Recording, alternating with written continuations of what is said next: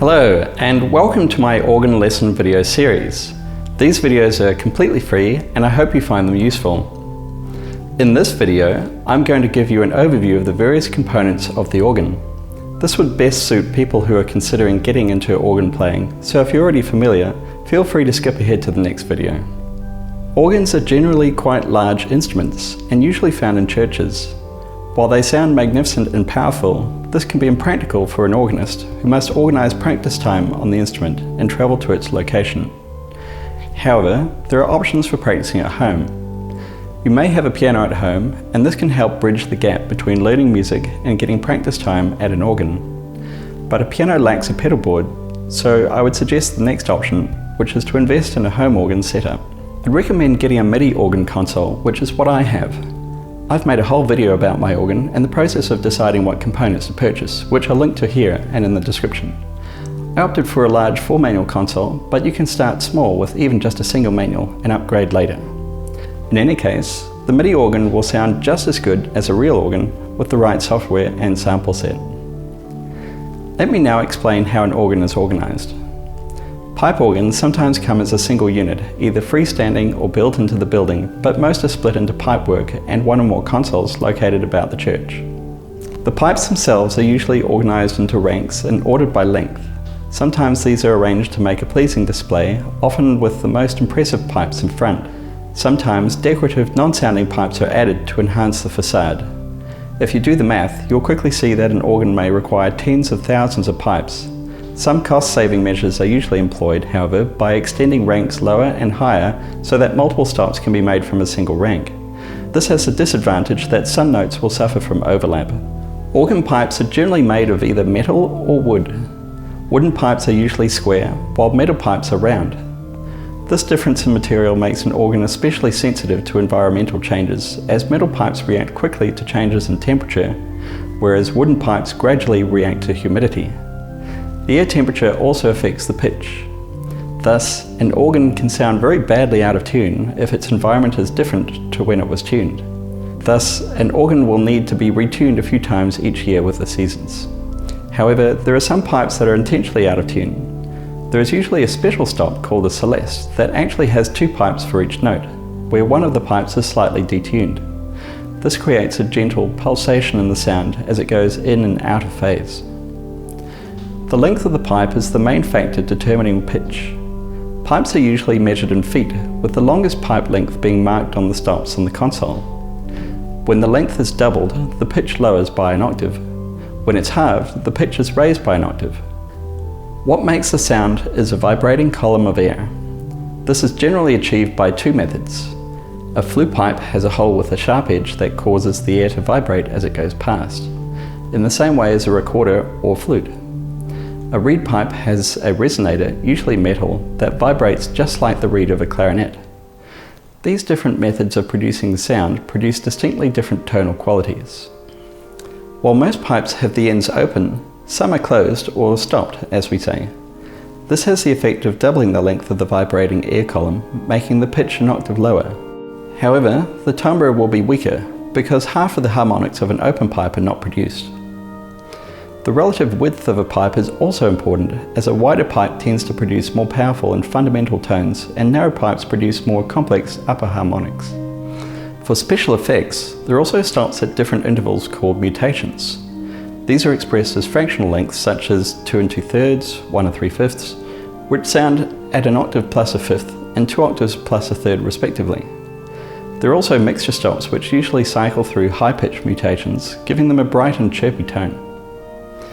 The pipes are of course wind-powered, which is usually delivered via wind chests that maintain the required pressures to make the pipe speak.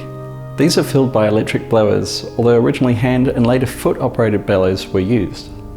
Nonetheless, some organs may be unable to play all pipes simultaneously as they lack the air pressure, and consequently the organ will start sounding a bit out of tune. Although sometimes an unsteady airstream can be used to produce a vibrato. This mechanism is called a tremulant and is often used in theatre organs. These and other construction techniques provide you, the organist, a broad range of tonal options, allowing for an interesting variety of sounds and expressiveness. Now, having a variety of stops is great, but changing the registration frequently to change the loudness may not be what you want. You may want to gradually increase or decrease the loudness depending on the mood and phrasing of what you're playing. Because pipes speak with a constant volume, the solution to this is to enclose them within a box with louvers that can be operated by a pedal under the console.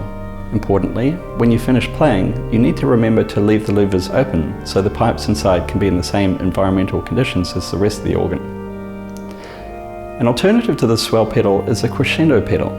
This is usually only found on larger organs and operates by ramping up and down through preset combinations of stops, increasing in number, which is an easy way of making the organ louder.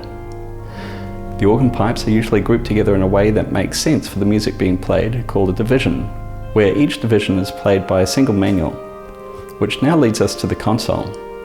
The console is the smallest component of the organ, but it's where all is controlled from.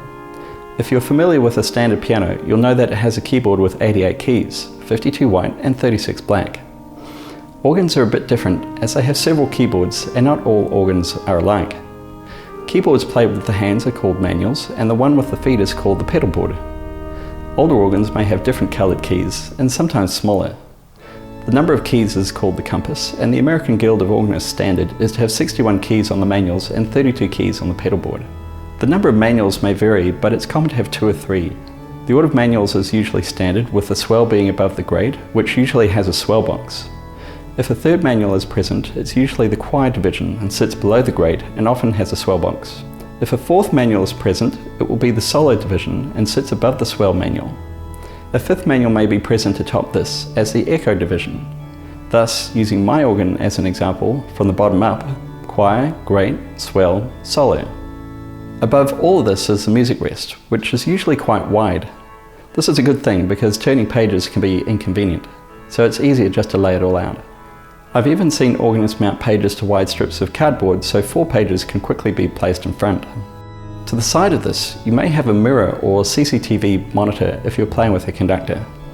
The stops are arranged above and or to the sides of the manuals as either tabs or draw stops. From a musical perspective, either kind is just called a stop. My organ has freestanding touchscreens instead of stop jams, which means I can change organs easily, but they're surprisingly more difficult to operate than physical stops, as the monitors tend to sway when touched.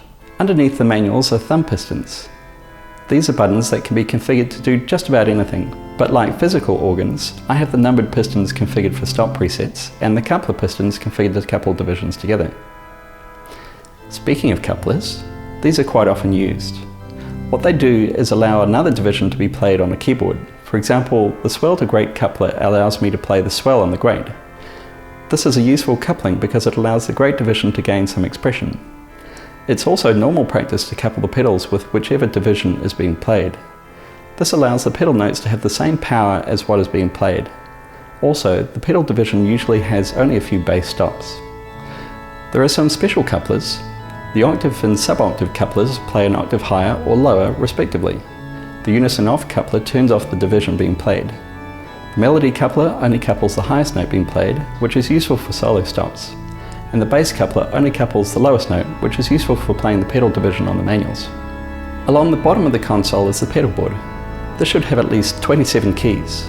Fewer keys will become noticeably restrictive in what repertoire you can play. The keys can be flat or concave, straight or radiating.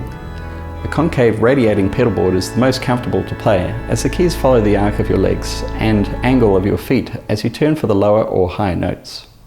The pedalboard usually has toe pistons above the keys, but larger so they can be operated by the feet. I have them similarly configured, albeit with the innermost pistons used for turning pages on my music software. They are ranged either side of the swell pedals. The pedalboard itself plays in the same range as the bottom end of the manuals, but it's often played with lower sounding stops. Finally, there is the bench. You should sit in the middle so that you are balanced with the least amount of effort and are able to reach all the keys. The bench is usually unpadded, which will help you to pivot as needed when reaching for the extreme pedal notes. You shouldn't shuffle along the bench, as this will upset your gauge of where the keys are in space. Some benches are vertically adjustable, but most are not. In this case, you can raise the bench by putting it on blocks of wood. Just make sure there's no risk of it coming off the blocks. You should also move the bench forward or backward as needed, but I'd advise against standing with all your weight on the pedals as you do so, should they be damaged, as they are not designed for that. And that's all for this lesson. If you found this useful, please leave a like. And if you enjoy watching my videos, be sure to subscribe. Happy playing, and I'll see you in the next one.